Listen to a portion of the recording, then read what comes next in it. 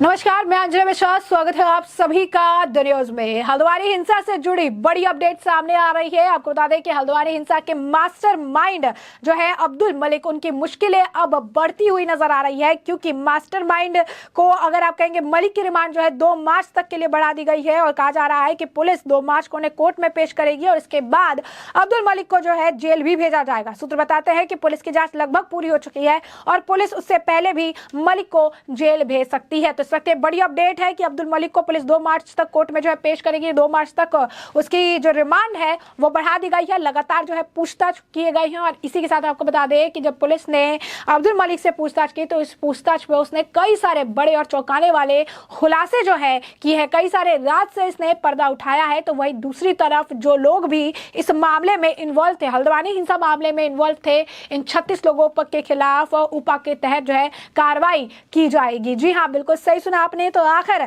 अब्दुल मलिक, जिसकी मुश्किलें अब बढ़ चुकी है, रिमांड 2 मार्च तक बढ़ा दिया गया है और पूछताछ के दौरान उसने क्या कुछ खुलासा किया है, आइए इसके बारे में विस्तार से जान लेते हैं। दूसरी तरफ हल्द्वानी हिंसा के आरोपी और मास्टरमाइंड अब्दुल मलिक ने पूछताछ में कई सारे राज उगले हैं और बताया है कि कहां किस तरीके से 50 और 100 रुपए के स्टैंप पेपर पर जमीन लेकर मस्जिद और मदरसे जो है बनाए गए हैं। जी हाँ, बिल्कुल सही सुना आपने। एक तरफ हल्द्वानी हिंसा के आरोपियों के खिलाफ ऊपा की कार्रवाई, तो दूसरी तरफ हल्द्वानी हिंसा के आरोपी ने पूछताछ में कई सारे राज जो है उगल दिए हैं कि अब्दुल मलिक ने पूछताछ में आखिर कौन से राज पर से पर्दा जो है हटाया है। तो बनफूलपुरा हिंसा के आरोपी अब्दुल मलिक को पुलिस गिरफ्तार कर चुकी है।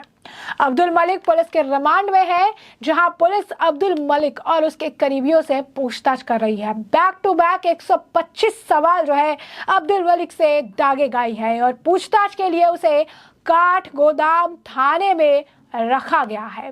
पुलिस उससे कई प्रश्न पूछ रही है। पुलिस सूत्रों के अनुसार अब्दुल मलिक ने पुलिस के सामने कई चौंकाने वाले खुलासे किए हैं, जो बता रहा है कि हल्द्वानी में स्थिति कैसी थी। पुलिस सूत्रों के अनुसार पूछताछ में मलिक ने पुलिस पर ही सवाल दाग दिया कि बनफूलपुरा में ही नहीं, हल्द्वानी में कई क्षेत्र ऐसे हैं जहां 100 रुपए और 50 रुपए के स्टैंप पर जमीनें बेची जा रही है। उधर अवैध मदरसे और धार्मिक स्थल के बारे में पूछे गए सवाल पर मलिक ने कहा कि उसने इसके अलावा भी कई मदरसे और धार्मिक स्थल बनाए हैं। फिलहाल पुलिस के अधिकारी इस मामले में कुछ भी कहने से बच रही हैं। पुलिस सूत्रों ने बताया कि पुलिस जो है पूछताछ में अब्दुल मलिक ने कहा कि उसकी जमीन खाली थी, इसीलिए उसने गरीब बच्चों के पढ़ने के लिए मदरसा बना दिया। मलिक के पूछताछ में अभी तक कोई और बड़ी बात जो है सबूत पुलिस के हाथ जो है लगने वाले हैं। अब्दुल मलिक पुलिस के रिमांड पर अभी भी है। जानकारी ये भी सामने आ रही है कि अब्दुल मलिक को पुलिस उनसे जो है उसके छिपने वाले ठिकानों पर दूसरे राज्य ले जा सकती है और उसके और करीबियों से भी पूछताछ कर सकती है।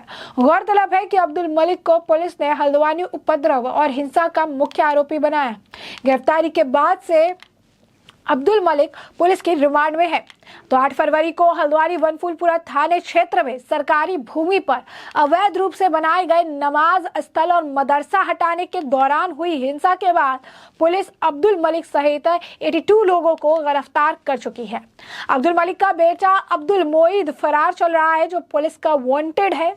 अब्दुल मोईद को पकड़ने के लिए पुलिस की 5 टीमें लगी हुई है। बनफूलपुरा थाने में आग लगाने वाले 26 उपद्रवियों पर अब यूपीए के तहत कार्रवाई होगी, जिसमें सपा नेता के भाई का नाम भी शामिल है।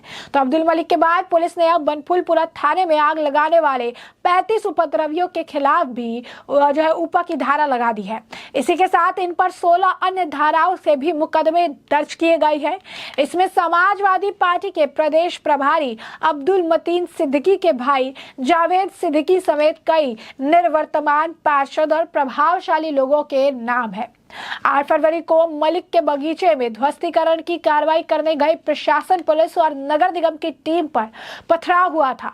भीड़ ने जमकर हिंसा की और सरकारी और निजी वाहनों को आग के हवाले कर दिया था। ये उपद्रव बनफूलपुरा थाने तक पहुंच गया और उपद्रवियों ने बनफूलपुरा थाने के बाहर खड़े वाहनों को आग के हवाले कर दिया और थाने में भी आग लगा दी। इस मामले में पुलिस ने अब्दुल मलिक समेत 36 लोगों को गिरफ्तार किया। ये मामला बनफूलपुरा थाने की ओर से दर्ज किया गया था।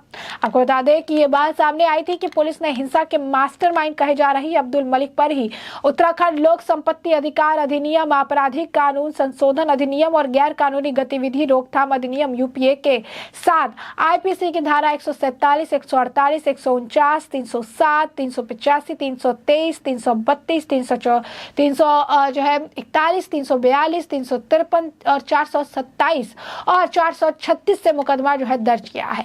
लेकिन अब बनफूलपुरा थाने की ओर से दर्ज मामले में गिरफ्तार किए गए सभी 36 लोगों पर भी इन्हीं धाराओं के तहत कार्रवाई की गई है। अब किन लोगों पर ये उपा लगाया गया है, उपा के तहत किनके खिलाफ कार्रवाई होगी, उसके नाम भी हम आपको बता देते हैं। अब्दुल मलिक पुत्र अब्दुल सजाक निवासी लाइन नंबर 8, अरशद आयूब पुत्र अमीर निवासी लाइन नंबर 12 बनफूलपुरा, महबूब आलम पुत्र अब्दुल रऊफ निवासी लाइन 16 बनफूलपुरा, जिशान परवेज पुत्र जमील अहमद निवासी लाइन नंबर 14 बनफूलपुरा, जावेद सिद्दीकी पुत्र अब्दुल मोईद और इसके साथ ही असलम चौधरी पुत्र इब्राहिम निवासी जुनैद निजाम और इसी के साथ आपको बता दें कि महबूब उर्फ माकू और अहमद गफूर बस्ती बनफूलपुरा, शहजाद उर्फ कनफड़ा उर्फ ठेकेदार पुत्र दिलशाद निवासी और शहनवाज पुत्र जुम्मा निवासी नैनीताल पब्लिक स्कूल के सामने बनफूलपुरा और अब्दुल माजिद पुत्र अब्दुल खालिद, साजिद पुत्र अब्दुल खालिद निवासी नई बस्ती और मोहम्मद पुत्र मोफहीम निवासी नई बस्ती और शकील अहमद पुत्र शब्बीर अहमद निवासी पप्पू का बगीचा, इसराइल अली पुत्र असगर अली और इसी के साथ याकूब निवासी सानू उर्फ और रईस उर्फ बिट्टू, अनीस अहमद और वो कई सारे इस तरीके से बहुत सारे नाम है वो तकरीबन सामने आ रहे हैं। और ये पूरा नाम ये लिस्ट 35 से 36 लोगों की है जिनके खिलाफ उपा की कार्रवाई की जा रही है। और यही नहीं, आपको बता दें कि कई सारे नाम है, जैसा कि मैं आपको नाम की लिस्ट बता रही थी, लेकिन ये लिस्ट काफ़ी ज़्यादा लंबी है, डिटेल्स के साथ इनकी लिस्ट है।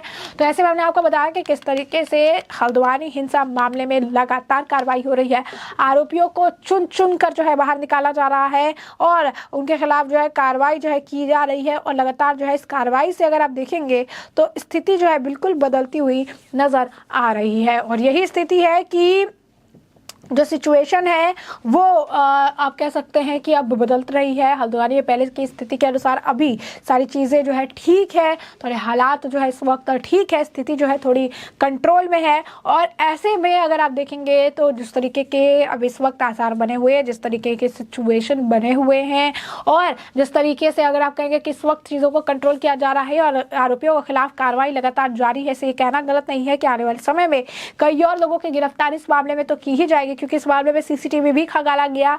जिस तरीके से पब्लिक प्रॉपर्टी को क्षति पहुंचाई गई, इसे लेकर भी नोटिस जारी किया गया था ताकि रिकवरी क्षति की पूर्ति है वो वहां से की जाए। उनके साथ इनके पैसे हैं, उनकी प्रॉपर्टीज वगैरह भी जब्त की गई थी और अब उपा के तहत उनकी कार्रवाई की जा रही है। और हल्द्वानी हिंसा एक जिस तरीके से कार्रवाई हो रही है, एक बड़ा एग्जाम्पल सेट किया जा रहा है कि इस तरीके से देवभूमि या किसी भी राज्य में अशांति फैलाने वालों के खिलाफ कड़ा से कड़ा अगर आप कहेंगे कि प्रावधान और कड़े से कड़े कानून के तहत कार्रवाई की जाएगी ताकि इस तरीके की घटना आने वाले भविष्य में ना दोहराई जा सके।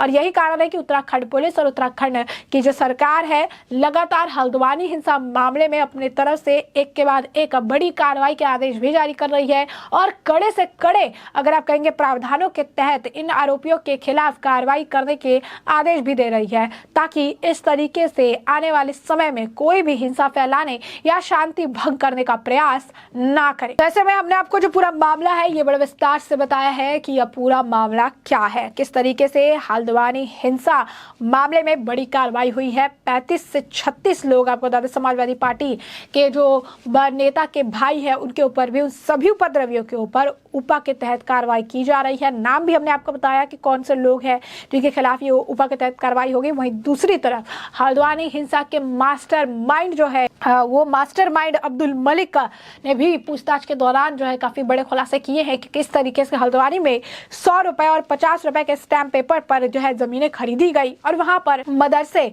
और मस्जिद बनाया गया। और इस तरीके से कई सारी जमीन है जहां पर इस तरीके के काम अभी भी हल्द्वानी में लगातार जारी है। तो ऐसे में अब इस पूरे मामले पर आपकी भी जो राय हो हमें कमेंट सेक्शन में कमेंट करके जरूर से जरूर साझा करिएगा। धन्यवाद।